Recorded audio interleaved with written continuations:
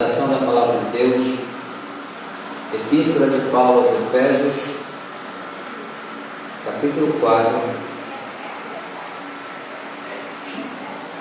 Efésios, título meu foi Paulo, capítulo 4, do 17 ao 24. Isso, pois, digo e testifico no Senhor, que não mais andeis como andam os gentios que se comportam pela vaidade de sua mente, tendo o entendimento obscurecido, excluído da vida de Deus, pela ignorância que há neles, pela dureza de seu coração, os quais, depois de perderem toda a sensibilidade, entregaram-se à lascívia, para cometerem com avidez toda classe de impureza. Mas vós não tendes aprendido assim a Cristo, se em verdade tendes ouvido dele e tendes sido ensinados nele segundo a verdade que está em Jesus.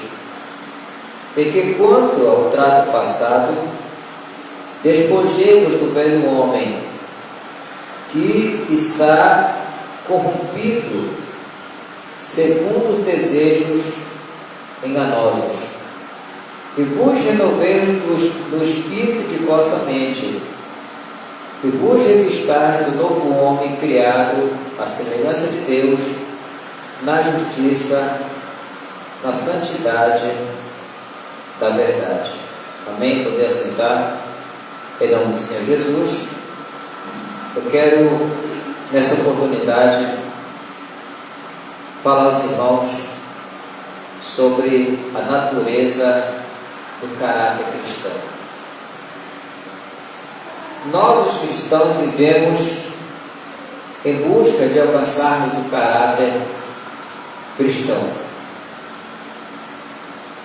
A despeito do homem ter sido criado à imagem e semelhança de Deus, como está em Gênesis capítulo 1, versículo 26 e versículo 27, onde diz que Deus criou o homem conforme a sua imagem e conforme a sua semelhança. Isso significa que o homem foi criado com o caráter de Deus.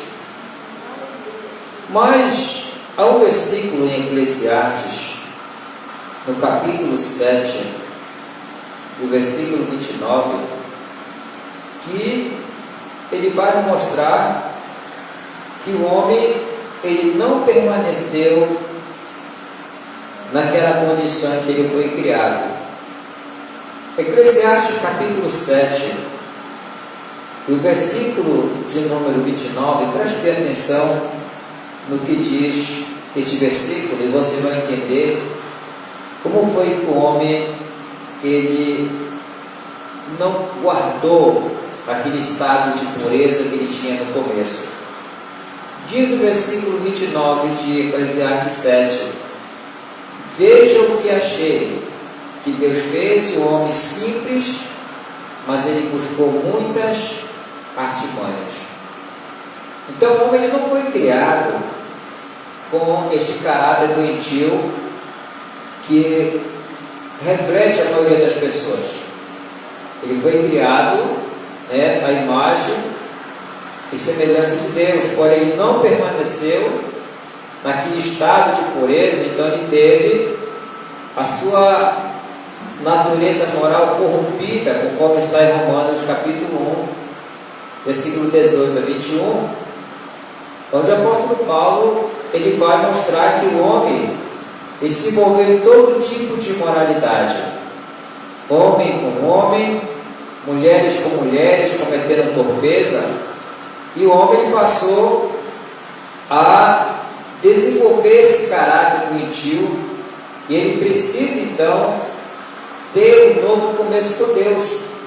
Então o homem necessita assim da nova vida em Cristo Jesus, como o apóstolo Paulo escreveu na sua segunda carta de Paulo aos Coríntios, capítulo 5, versículo 17, que aquele que está em Cristo, ele é nova criatura. As coisas velhas são passadas e que tudo se fez novo. E é exatamente isso que o apóstolo Paulo está dizendo no texto que foi lido, que nós não devemos mais andar como andam os outros gentios na vaidade dos seus pensamentos. Eles estão entenebrecidos e, por ter esse caráter doentio, eles estão separados da vida de Deus. Eles estão mortos espiritualmente para Deus. Para que o homem possa novamente viver para Deus, ele tem que nascer de novo, como Jesus falou a Nicodemos. A partir desse novo nascimento, o homem passa a ter um novo caráter, e o Espírito Santo é o agente principal na formação deste novo caráter desta pessoa. Então eu quero refletir com os irmãos, sobre o que a Bíblia afirma acerca do caráter do ímpio e do caráter do justo. Talvez o tempo não nos permita nós abordarmos todo esse assunto, mas eu quero abordar alguns, até que o tempo nos permita fazermos isso. Então, uma definição de caráter. Mas o que é o caráter?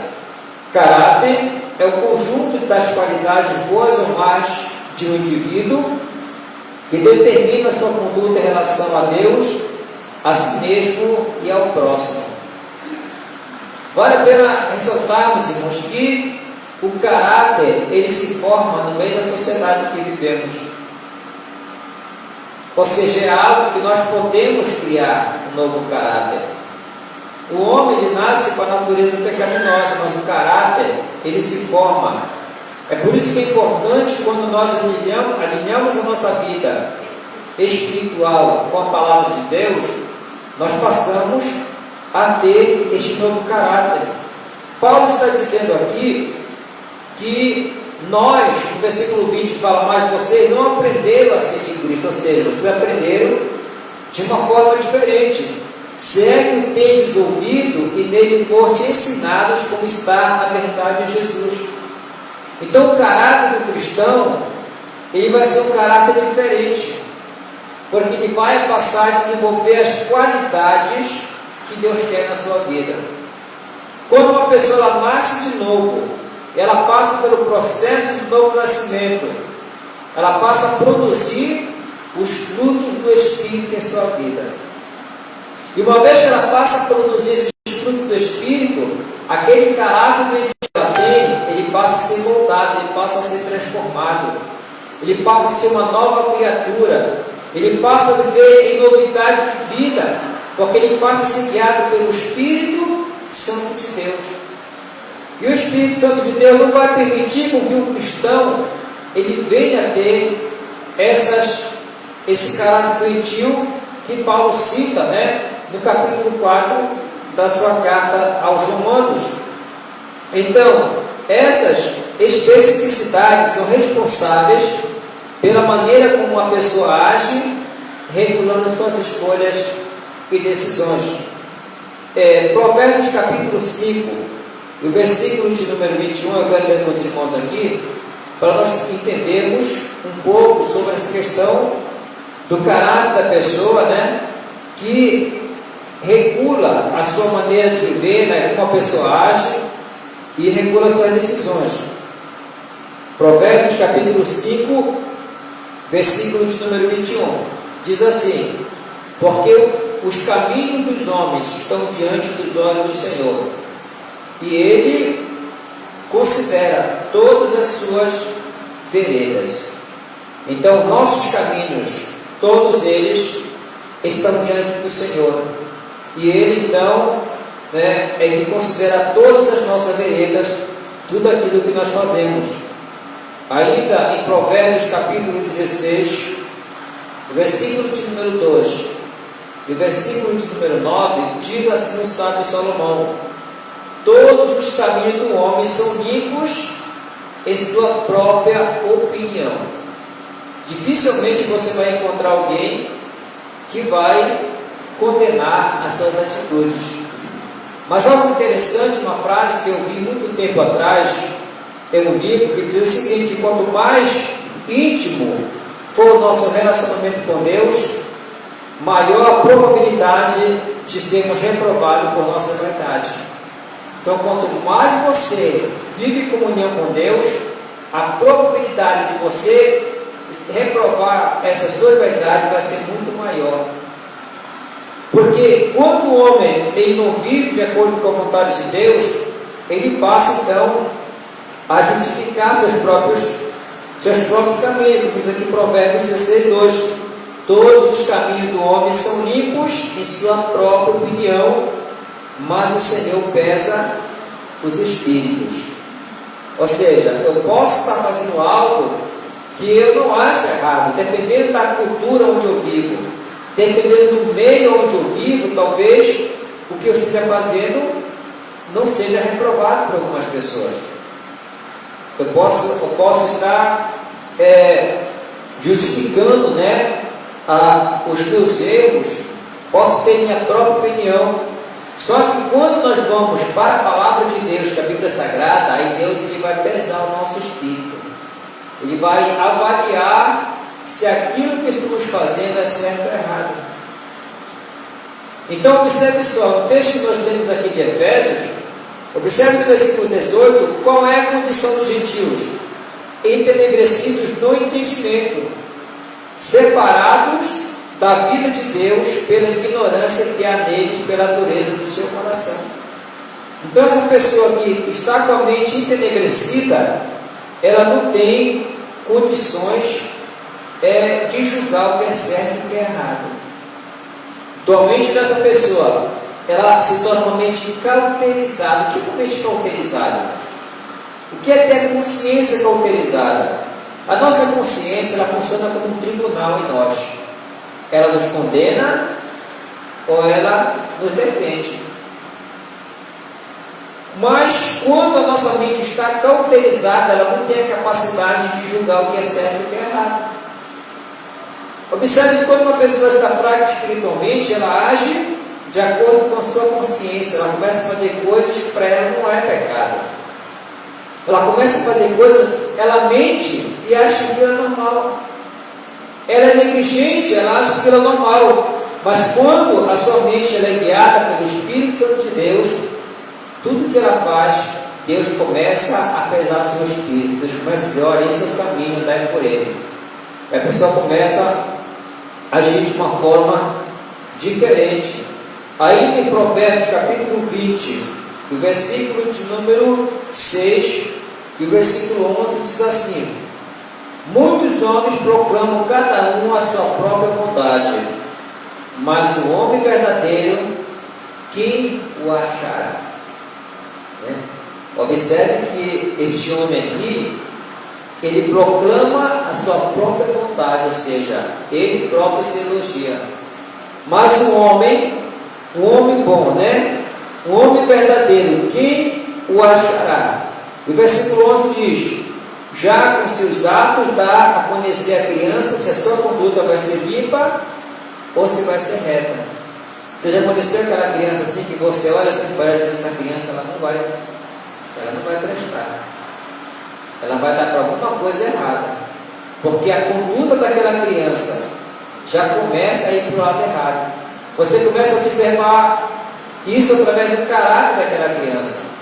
Criança muitas das vezes, quando ela é fruto do meio onde ela vive, ela começa a fazer as coisas erradas. E aí você pode avaliar, porque a criança ela vai entender quem ela vai ser pela sua conduta. Porque ela vai começando a criar um caráter doentio no meio da sociedade onde ela vive. Eu quero citar para os irmãos aqui alguns caráteres doentios que a Bíblia Sagrada ela condena, e que nós, como cristãos, devemos prestar muita atenção para que não venhamos a cometer este erro. A insensibilidade moral. O pecado tem subtraído do ser humano toda a sua sensibilidade concernente aos princípios e valores morais, sem que se perceba a sua natureza moral e corrompida. É o que está em Romanos capítulo 1, do versículo 18 ao versículo 32, mas eu vou ler só alguns 3 versículos por os irmãos aqui.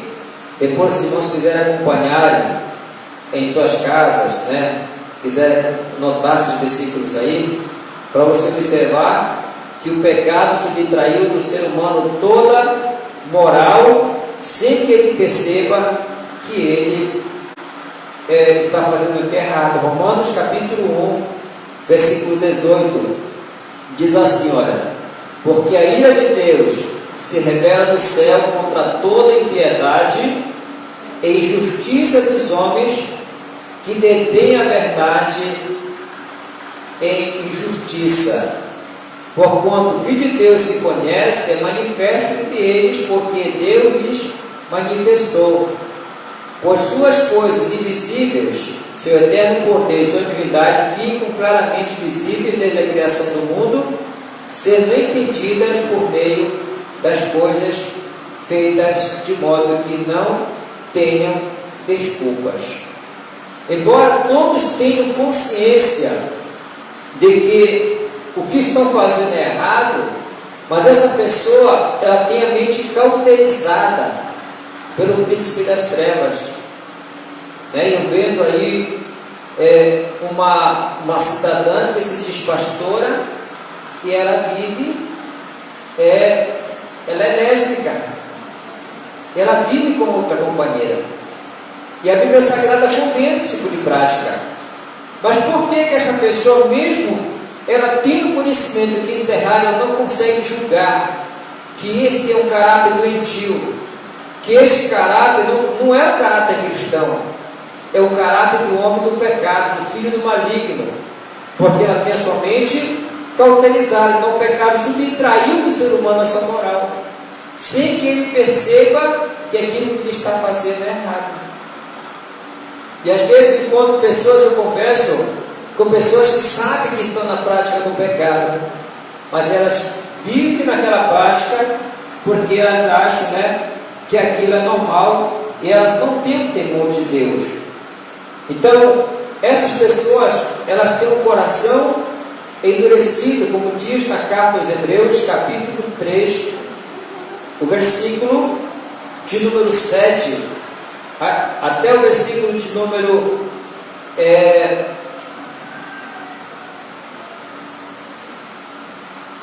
capítulo 3 de Hebreus, a partir do versículo 7, diz assim, olha: por isso, como diz o Espírito Santo, se hoje ouvires a sua voz, não endureçais vossos corações, como na provocação no dia da tentação do deserto, quando vossos pais me tentaram, me provaram e viram minhas obras durante 40 anos. Por isso indignei-me contra aquela geração e disse: ando sempre extraviados em seu coração, não conhecem os meus caminhos. Até o versículo 19, que o versículo 19, ele vai falar aqui que aquelas pessoas, elas perderam a oportunidade de entrar na terra prometida. E o que possibilitou ela de entrarem, Vemos que não puderam entrar por causa da sua incredulidade.